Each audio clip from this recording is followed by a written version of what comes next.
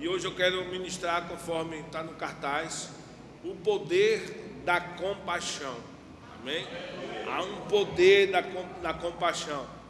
E uma coisa que Deus vem me mostrando, me mostrou ontem, é que a Bíblia, as Escrituras Sagradas, são como um código-fonte, que desvendando esse código-fonte, você vai entender qual é a linguagem de Deus, vai entender qual é o poder de Deus. Desvendando esse código-fonte, você vai aprender a usufruir melhor do poder de Deus. Existe um poder dentro de você. A própria vida de Deus está dentro de você. Mas talvez você ainda não saiba qual é a linguagem de Deus. Mas você vai aprender hoje uma das linguagens de Deus, que é compaixão. E eu fui, quando saltou no meu coração sobre essa palavra código-fonte, eu fui pesquisar o que é o código-fonte. Código-fonte é um conjunto de instruções ou de informações escritas em determinada linguagem. Amém? É um conjunto de instruções e informações escritas em determinada linguagem que tem uma função de dizer ao computador o que ele deve fazer. Então, o código-fonte revela a linguagem utilizada e as informações necessárias para o sistema funcionar corretamente. Amém? Se tiver um problema no código-fonte, o sistema não funciona. Se você não souber a linguagem, o que contém no código-fonte, você não vai saber lidar com o sistema, com as coisas. As coisas vão ficar obscuras. Por exemplo, quando você vai para os Estados Unidos, diga código-fonte, tem uma linguagem. Amém? Então, quando você vai aos Estados Unidos, se você não souber falar o inglês americano, você vai perder de usufruir de muitas bênçãos. Você primeiro vai perder de usufruir da comunhão com os americanos. Eu, por exemplo, quando cheguei lá, eu fui com o meu inglês britânico e quase passei sede, porque eu pedi o water, aí ele, water, aí Cássia tomou a frente e disse water, porque o water é água na Inglaterra, mas nos Estados Unidos não é. Nos Estados Unidos eles botam um R, water. Aí ele, water. Aí me deu a água. Mas eu ia ficar com sede por não saber a linguagem deles. Amém? Então, da mesma forma, se você não souber a linguagem de Deus, você não vai usufruir dos benefícios divinos. E compaixão é um dos códigos que Deus está revelando para você usufruir do poder de Deus, faz parte da linguagem de Deus. No código-fonte de Deus, que é a Bíblia, existem muitas linguagens. A fé é uma linguagem, o amor é uma linguagem, ações de graças é uma linguagem que Deus fala, mas hoje eu quero falar sobre compaixão. E compaixão é mais do que um sentimento. Compaixão começa com uma escolha. Amém? Compaixão começa quando decidimos seguir o que é certo diante de uma situação. Quando você entende que é mais do que um sentimento e você decide seguir o que é correto. A Bíblia diz que aquele que sabe fazer o bem e não faz, esse peca. Você sabe, mas você não sinta vontade, mas o correto é isso. O correto é eu ter compaixão, é eu perdoar, eu vou seguir o que é correto. Compaixão é liberado, o poder de Deus é liberado diante daquela situação. Então, alguém, por exemplo, está passando uma necessidade. Amém? Decide, precisa de ajuda. Mas só que você tem a informação de que aquela pessoa não é uma boa pessoa, não é uma pessoa de confiança, essa pessoa não merece. Mas no momento que você, mesmo sabendo que essa pessoa não é boa, que essa pessoa não merece, no momento que você decide ter compaixão, é nesse momento que você decide comungar com Deus. E quando você comunga com Deus, um poder é liberado. Porque você, diga, porque eu usei um código divino. Diga, eu falei a linguagem de Deus. Então, todas as vezes que falamos a linguagem de Deus, há um poder liberado, há uma bênção liberada. Amém? João 7, 37 ao 39. Vamos pontuar algumas coisas.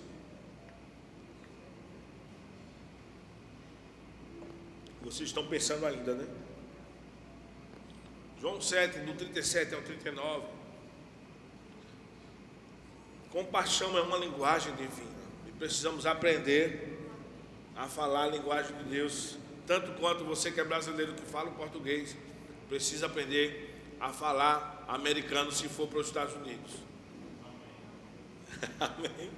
Aleluia. Tem muito crente que não está tendo comunhão com Deus porque não fala a linguagem de Deus, fala a linguagem do mundo. Obrigado pelos amém. Eu não sei porque toda vez que eu ministro o pessoal fica calado demais e fica olhando para mim com um olhar de curiosidade. O que é que vem por aí? Aleluia. Então olha o que diz. No último dia, o mais solene dia da festa, Jesus colocou-se em pé e clamou em pranto: se alguém tem sede, deixai-o vir a mim para que beba. Aquele que crê em mim, como diz a Escritura, do seu interior, diga, dentro de mim, há rios de água viva. Aleluia. Então, há um código-fonte. O código-fonte é uma linguagem. A Bíblia é o código-fonte. Todas as vezes que falamos a linguagem de Deus, o poder de Deus é liberado. Assim como há benefícios você falar bem o espanhol na Espanha, o americano falar o inglês americano, não o inglês britânico, mas o inglês americano, que é cheio de R e gíria, você vai ter benefícios, vai comungar com ele. Se você não comungar, não falar a linguagem divina, você vai perder os benefícios divinos. Amém? Então, aqui diz, mas ele se referiu, o 39, ao Espírito que mais tarde receberia os que nele crescem, pois o Espírito Santo até aquele momento não fora concedido, porque Jesus não havia sido ainda glorificado. Então há rios de água viva dentro de você, e Jesus usa uma metáfora, uma figura de linguagem de rios de água viva para demonstrar a vida de Deus. Então, a primeira coisa, o Espírito Santo é como um rio de água viva dentro de nós. A segunda, esses rios precisam fluir. Amém? A palavra viva aqui, eu não trouxe no slide, mas é Zao, Z-A-O, que vem de Zoe. Zoe é a própria vida de Deus. E Zao expressa a vida de Deus em nós. Zao é a conjugação, é a expressão. Zoe é a vida de Deus que está oculta. Zao é a vida de Deus que está manifesta em nós. É a expressão da vida de Deus. Zao significa água viva que tem um poder vital em si mesma, água potente e eficaz. Então há rios de água viva, potente, a força, mas eu preciso tirar esses rios. Então há uma profecia em Ezequiel sobre uma visão de águas purificadoras que trazem cura e vida no templo. Lá em Ezequiel, deixa eu ver aqui, 47, versículo 1. Em Ezequiel 47, versículo 1, e falando do templo do Senhor, uma profecia de águas purificadoras que traziam vida e cura. E essas águas que estariam no templo, na antiga aliança, era uma profecia para os dias de hoje. Hoje nós somos o templo do Espírito Santo. A água viva dentro de nós, mas irmãos, nós estamos cheios de informação. Nós temos informações para viver uma vida dando fruto de alegria, por mais problemas que vivamos. Mas uma coisa é você ter essas informações, outra coisa é aprender como usá-las. E você precisa atentar que hoje você está aprendendo um grande segredo, mais um grande segredo para você utilizar. Você não pode aceitar a enfermidade na sua vida. Você não pode aceitar o mal da sua vida. Você não pode viver à mercê de medicamento a vida toda. Você precisa trabalhar. O Espírito Santo está em você para. Jesus disse, o Espírito Santo está sobre mim, porque Ele me ungiu para curar, para trazer alegria, para trazer vida. Esse mesmo Espírito está em você. Devemos aprender como usar a vida de Deus que está em nós. E aqui em Ezequiel 47, versículo 1, só para você ter ideia, eu acredito que Jesus estava se referindo, ele tinha lido aquela semana o texto de Ezequiel, que falava do templo, e hoje nós somos templo do Espírito Santo. Ezequiel 47, 1 e 9, e do 1 vamos para o 9. Então aquele homem me conduziu de volta à entrada do templo, Era uma revelação, uma visão que o profeta teve do templo. Diga, eu sou o templo. E vi a água saindo debaixo da soleira do templo, fluindo em direção ao oriente. Diga, a água tem que fluir. Aquele que crê, como diz as escrituras, do seu interior fluirão rios. Rios do Espírito Santo. Porquanto a casa está voltada para o oriente, a água descia debaixo do lado sul do templo ao sul do altar. 9.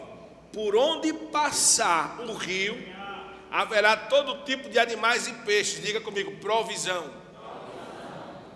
Porquanto essas águas límpidas fluem para lá e saneiam as águas salgadas. Diga comigo, transformação.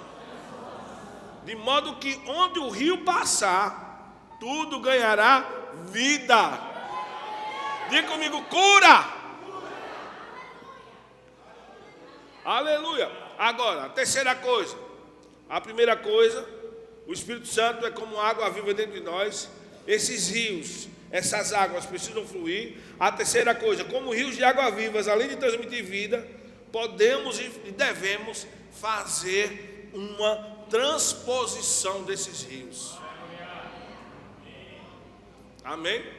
Então, o Senhor me ensinou, já falei isso há algum tempo atrás, como eu mesmo posso beber desses rios, ou usufruir desses rios, andando em amor. É uma escolha. Nós precisamos entender, enquanto você não entender que compaixão é uma decisão correta diante de uma circunstância, independente dos seus sentimentos, você nunca vai usufruir do melhor de Deus. Quando você entender que amor é um caminho, é um mandamento, não um sentimento, o seu sentimento vai ficar sempre ordenando e tomando frente. Então, quando você decide andar em amor, Deus me ensinou, andar em amor, não guardando mágoa, não guardando rancor, controlando os seus ímpetos, escolhendo não ser uma pessoa irascível, reclamona, ruim, aquela pessoa que guarda mágoa, né? Vingativa. O Cássia está lá em pé, em vez de daqui para me dar cola. Vingativa. Pode me dar cola, pastor Diego, pastor Salateiro. Pessoa vingativa, pessoa cruel. Esse tipo de pessoa, irmão, se existem rios, e Jesus usou essa metáfora para expressar a vida de Deus, do Espírito Santo, é porque existe um duto que conduz esse rio. E esse duto, mágoa, impede. A fé opera pelo amor, impede. Então, se você é uma pessoa preocupada, angustiada, nervosa, com mágoa, com ressentimento, você não vai beber desses rios.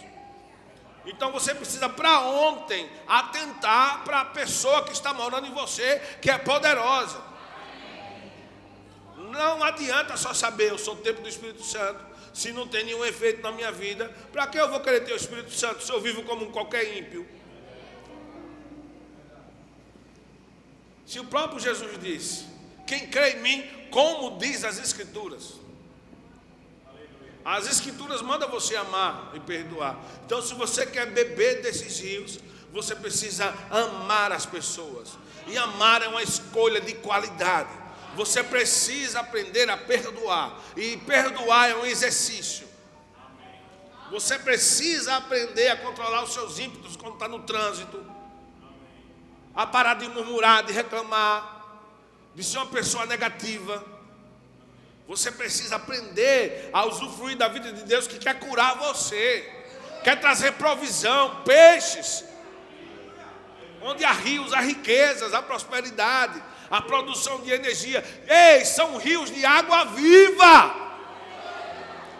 Em João 4 ele disse, olha, é uma fonte a jorrar para a vida eterna.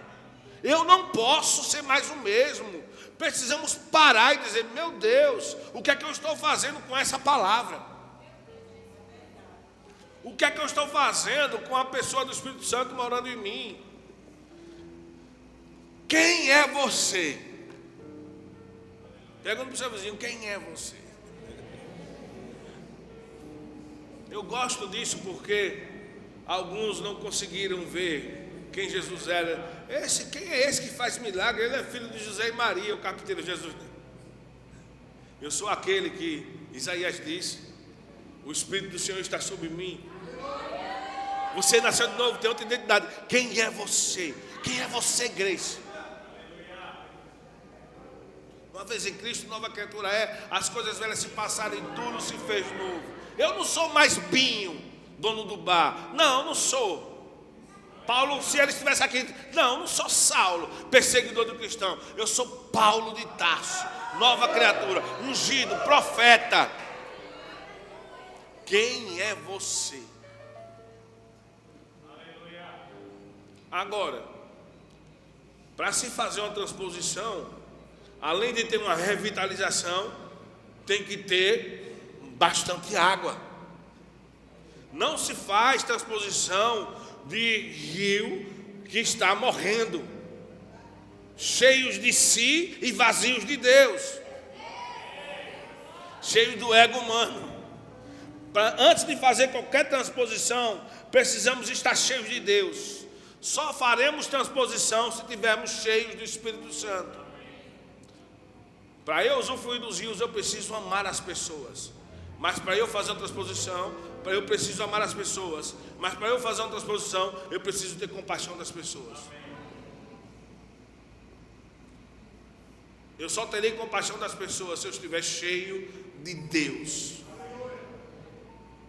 Se eu não estiver cheio de Deus, cheio do Espírito Santo, cheio da palavra, eu serei mais um que está dormindo. A Bíblia diz que quem não nasceu de novo está como se estivesse morto espiritualmente. E Paulo, escrevendo para a igreja gentílica como a nossa, de Éfeso, na Europa, ele escreveu dizendo: olha, levanta-te dentre os mortos. Porque alguém dormindo e alguém morto é a mesma coisa, ninguém discerne, não se mexe. Levanta dentre os mortos, Cristo te iluminará. Desperta tu que dormes, levanta dentre os mortos. Aleluia. Nós somos a luz do mundo, o sal da terra. Se o sal se tornar insípido, nada mais presta, a não ser para ser pisado pelos homens. Tem crente sendo pisado, se humilhando para ímpio. Tem crente se humilhando para Golias. Mas graças a Deus que tem crente ousado, cheio do Espírito Santo, dizendo: não, eu não aceito isso. O que você disse eu não recebo. Vai ser como Deus diz. Eu sou filho de Deus. Quem é esse incircunciso? Vocês estão comigo? Aleluia. Então precisamos estar decididos hoje, se mover com o Espírito. Mas para isso, o primeiro passo é se encher da palavra, ter tempo com Deus, orar mais com o Espírito Santo, ler mais versículos, declarar a palavra, peneirar os pensamentos e escolher andar na palavra. Porque não adianta saber a palavra de cor e salteado, papagaio que sabe o hino nacional, mas ele não tem nenhum sentimento patriota. Não adianta dizer a paz do Senhor e não sente a paz de Deus, não conhece a paz de Deus. Não adianta. Eu sei muitos versículos de cor, mas será que esses versículos são reais para mim? Sabe quando é que eu sei que eles são reais para mim? Quando a circunstância se levanta. Porque dizer que crê em Deus na igreja é fácil, um ambiente de fé. Mas em casa você crê em Deus? Diante do diagnóstico médico você crê em Deus? O que é que você diz nos bastidores? Quem é você no dia da adversidade? No dia da adversidade, Davi se escondeu no recôndito do tabernáculo e foi para a presença de Deus receber socorro, dependendo de Deus. Aleluia. Olha aqui Mateus capítulo 14, versículo 13. Jesus fazendo uma transposição. É muito interessante entendermos e pontuarmos e contextualizarmos que Jesus, ele veio como homem, se esvaziou de si mesmo, assumiu a forma humana, veio como servo e precisou ser cheio do Espírito Santo. Antes de ser cheio do Espírito Santo, ele não fez nenhum milagre. O que isso está indicando para mim e para você? Se você é um discípulo dele, você tem que se encher do Espírito também. Ele disse para os discípulos em Lucas 24, 49: não saia de Jerusalém até que do alto sejais revestidos com poder. Eu e você precisamos estar cheios do Espírito Santo. Quando você se encher do Espírito, e não é algo, você não vai andar diferente.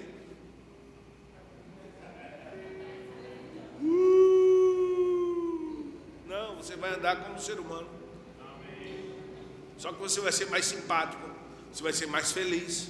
A alegria é fruto do Espírito Santo.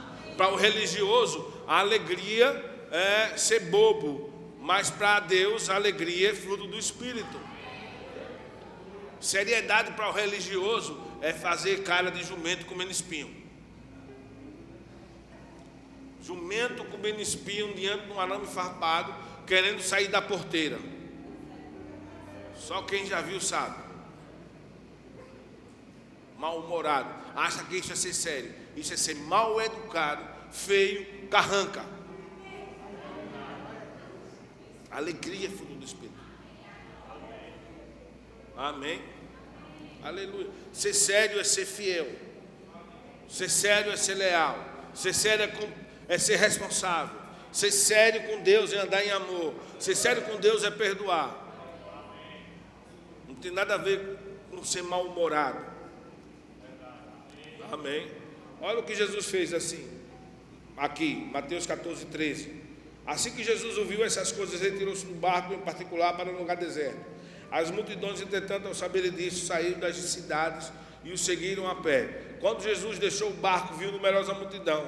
Sentiu-se movido de grande compaixão pelo povo e curou os seus doentes. Obrigado pelos amém.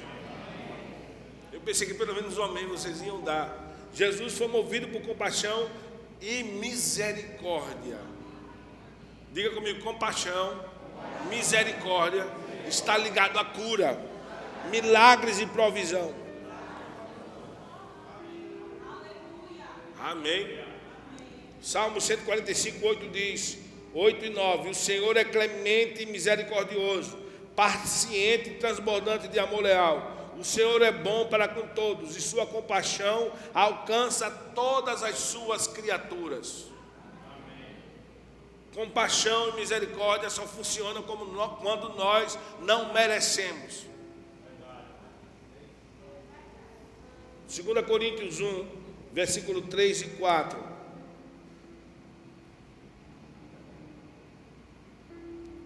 2 Coríntios 1, versículo 3 e 4 diz: bendito. Diga, Deus é bendito. Diga, Deus é bom. Nós temos um Pai que é bom. Amém. Aleluia. Ele vai ter compaixão de você quando você inclinar o seu coração e dizer: Senhor, eu preciso de ajuda nisso. Ele vai abrir todas as portas. Aleluia. Bendito seja o Deus e Pai. Diga, Deus é meu Pai. Diga para o seu vizinho: Deus é seu Pai. Diga agora: eu tenho um Pai, e um Pai que é bom. Quando a Bíblia diz que Deus é bendito e que Deus é bom, essa palavra expressa ação, porque Deus age com bondade. Ele não é bom porque ele se batizou como bom. Olha, me chame de bom, viu? Ele é bom porque ele demonstrou a sua bondade para conosco em Cristo Jesus. E se ele demonstrou essa bondade quando éramos inimigos, imagine agora. Ele continua sendo bom. Errou, pisou na bola, ele continua sendo bom. Vai lá, Pai, me ajude nisso. Eu errei pisando a bola, quero lhe pedir perdão. Amém. Aleluia. Bendito seja o Deus e Pai de nosso Senhor Jesus Cristo, o Pai das misericórdias e Deus de toda a consolação, que nos consola em todas as nossas tribulações, para que também sejamos capazes de consolar os que passam por qualquer tribulação, por intermédio da consolação com que nós mesmos somos consolados por Deus. Consolação aí é paraclesis. Paraclesis, no grego, tem a ideia de aproximação. É Deus se aproximando de nós. Paraclesis, com K. Amém? Paracleses tem a ideia de aproximação. Então é o Senhor se aproximando de nós para. Essa palavra paracleses é dar consolo, confortar, animar e promover descanso. Ele disse: venha a mim que achareis descanso, consolo. Eu tenho compaixão para você. Ele vai agir com paixão. Com paixão. E ele espera, ele disse: olha, ele espera com a compaixão que ele teve de nós, que nós tenhamos também das pessoas. Amém. Aleluia. Nós temos um Pai que é bom, tem compaixão de nós. Romanos 5,5 diz: Romanos 5,5, da confiança não nos decepciona, porque Deus derramou o seu amor em nossos corações, por meio do Espírito Santo que Ele mesmo nos outorgou. Diga: o mesmo Espírito, o mesmo amor que estava em Jesus, foi derramado em mim, através do Espírito Santo. Diga comigo: o mesmo consolo eu vou dar. É o que diz 2 Coríntios 1, 3 e 4. Ele é o Deus de toda misericórdia, de toda consolação. Não existe ninguém que tenha mais compaixão e misericórdia de você do que Deus. Toda misericórdia e compaixão vem dele.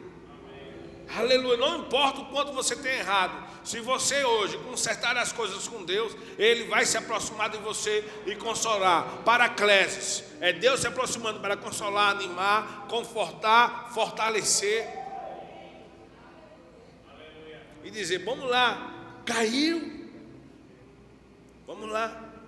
Você caiu para aprender a ficar em pé. Novo tempo, nova estação. Amém? Novo tempo.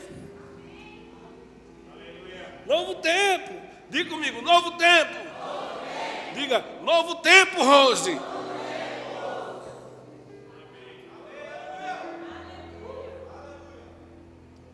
Aleluia. Aí o 8 de Romanos 5. Eu só ia citar, por isso que eu não pedi para você abrir, tá? Mas eu vou ler o 8, o 9 e o 10. Porém, Deus comprova seu amor para conosco, pelo fato de ter Cristo morrido em nosso benefício, quando ainda andávamos no pecado. Agora, como fomos justificados por seu sangue, muito mais ainda, por intermédio dele seremos salvos da ira de Deus. Ora, se quando éramos inimigos de Deus, fomos reconciliados com ele mediante a morte de seu Filho, quanto mais no presente, havendo sido feitos amigos de Deus, seremos salvos por sua vida. Nós vestimos a roupa de justiça de Jesus Cristo. Amém? Somos filhos agora. E compaixão está falando ainda. O sangue dele ainda fala. Que somos justificados, somos filhos. Deus é bom. Deus é maravilhoso. Tem muita gente aqui hoje precisando receber compaixão. Você tem que se perdoar, que Deus já lhe perdoou. Se você não se perdoar, você não vai avançar.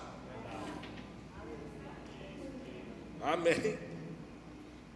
Mateus 9, versículo 35 ao 37.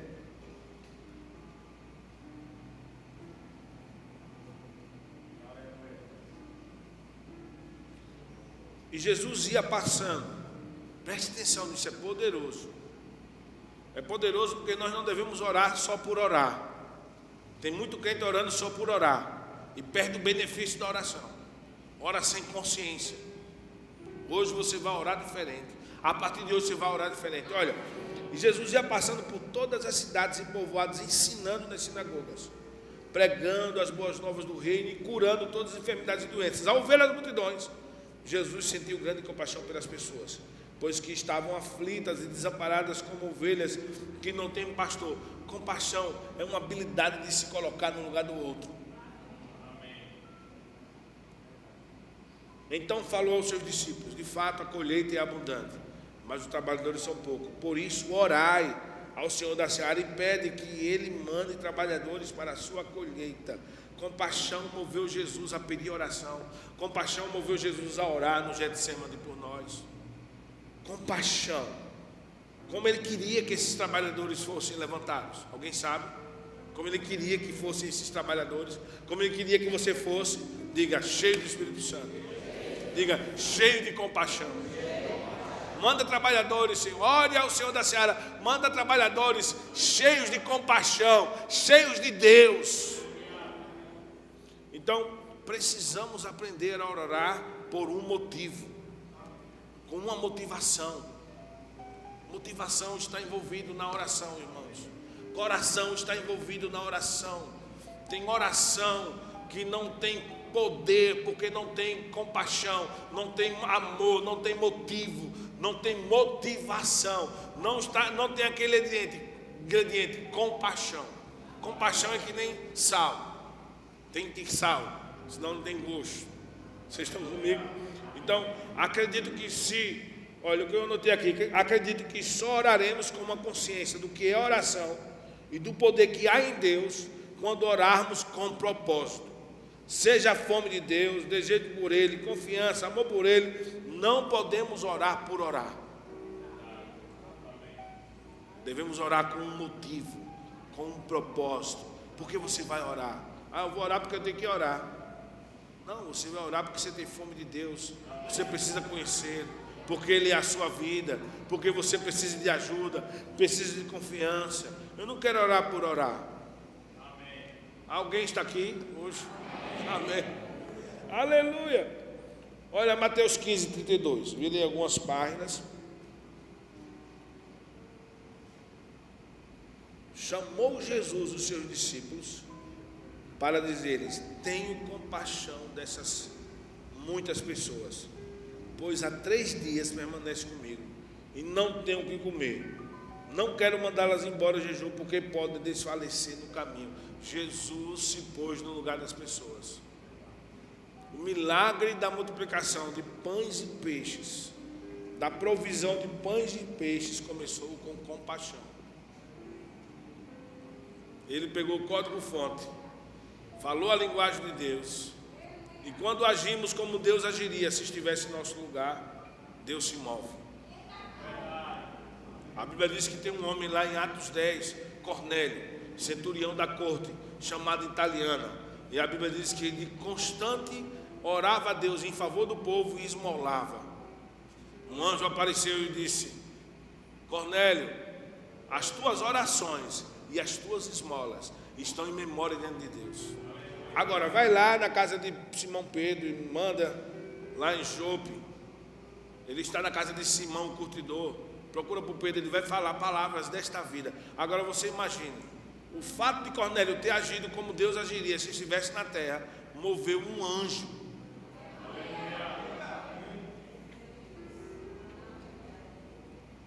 Isso é evangelho, irmãos. O que passar disso é balela. Tudo tem um propósito. Esta casa, esta construção, se não tiver um propósito certo, não daria certo. Deus não chega à provisão. Se tiver motivação errada, não chega à provisão. Se tiver oração com motivação errada, não chega à provisão. Tudo com propósito. Vidas, objetivo vidas, pessoas sendo abençoadas. Estamos envolvidos numa grande obra.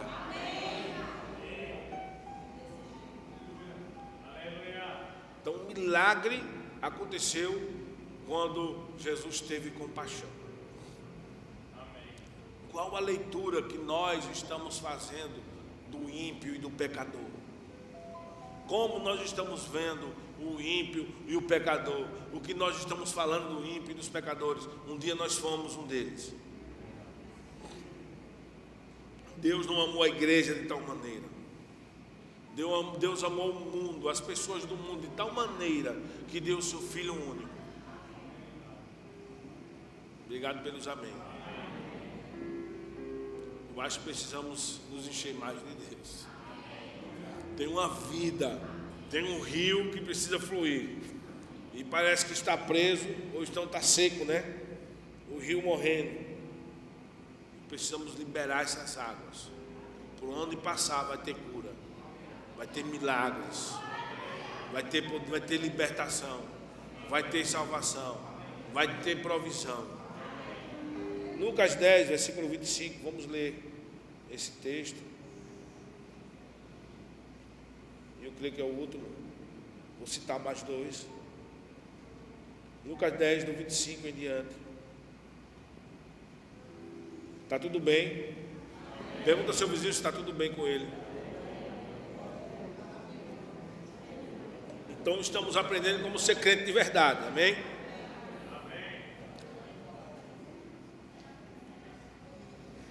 Oh, aleluia! Deus é bom. Faça assim. Pronto, estamos prontos agora para mais. Vamos lá. Certa vez um advogado da lei levantou-se com o propósito de submeter Jesus à prova. Ele indagou: Mestre, o que preciso fazer para herdar a vida eterna? Ao que Jesus lhe propôs: o que está escrito na lei? Como tu a interpretas? E ele replicou: amarás o Senhor teu Deus de todo o teu coração, de toda a tua alma, de todas as tuas forças e com toda a tua capacidade intelectual, e amarás o teu próximo como a ti mesmo. Então Jesus lhe afirmou: respondeste corretamente, faze isto e viverás. Amém? A vida quando amamos, e viverás. Ele, no entanto, insistindo em justificar-se, questionou a Jesus: mas quem é o meu próximo? Deu uma de João sem braço. Mas quem é o meu próximo? Ou seja, se eu errei é porque eu não sabia, né? Diga para o seu vizinho: você sabe. O 30. Diante do que Jesus lhe responde assim: certo homem descia de Jerusalém para Jericó, quando veio a cair nas mãos de alguns assaltantes, os quais, depois de lhe roubarem tudo e o espancarem, fugiram, abandonando quase morto. Coincidentemente, descia um sacerdote pela mesma estrada. Assim que viu o homem, passou pelo outro lado. Do mesmo modo, havia um levita. Quando chegou ao lugar, observando aquele homem, passou de lado. Mas um samaritano, estando de viagem, chegou onde se encontrava um homem e, assim que o viu, teve misericórdia dele. Então aproximou-se, enfaixou-lhe as feridas, derramando nelas vinho e óleo. Em seguida colocou-o sobre o seu próprio animal, levou-o para uma hospedaria e cuidou dele. No dia seguinte deu 2 denários ao hospedeiro e lhe recomendou: cuida deste homem, e se alguma despesa tiveres a mais, eu reembolsarei a ti quando voltar. Qual destes 3 te parece ter sido o próximo do homem que caiu nas mãos dos assaltantes? Declarou-lhe o advogado da lei: o que teve misericórdia para com ele. Ao que Jesus lhe exortou: vai e procede tu da maneira semelhante. De maneira semelhante. Diga para o seu vizinho: faça o mesmo para as pessoas o que Jesus fez por você. Então, Jesus no Getsemane, ele esqueceu dele mesmo e suou sangue orando por nós. Jesus, quando entrou em Jerusalém, está registrado em Mateus 23, versículo 37. Ó Jerusalém, Jerusalém, que assassinas os profetas e apedrejas os que te são enviados. Quantas vezes eu quis reunir os teus filhos, como a galinha acolhe os seus pintinhos debaixo das suas asas, mas vós não aceitastes. Lucas 19, 41, versículo 41 e 42 de Lucas 19. Quando ia chegando, assim que viu a cidade, Jesus começou a chorar sobre ela e proclamou: ah, se tu compreendesses neste dia, sim, tu também que traz a paz. No entanto, agora isto está encoberto aos teus olhos. Então devemos olhar para as pessoas, para os nossos irmãos em Cristo. Aquele irmão que parece que dá trabalho a mais, você precisa aprender a ter compaixão. Aquele irmão que você já está no limite, perdendo a paciência, é esse irmão que vai precisar do amor transformador de Deus, dos rios de Deus que estão dentro de você, para você ter compaixão. Onde todo mundo virou as costas, você chega lá, vou dar uma oportunidade para esse irmão. Amém. Ainda bem que só um irmão aí, 2, 3. Alguém tem que estender a mão aqui. Deus é o Deus de misericórdia. Amém. Mas como Deus vai demonstrar misericórdia se o corpo dele é você? Jesus é o cabeça, mas nós somos o corpo dele. A igreja é a presença física e atual de Cristo. Jesus continua a fazer a obra dele.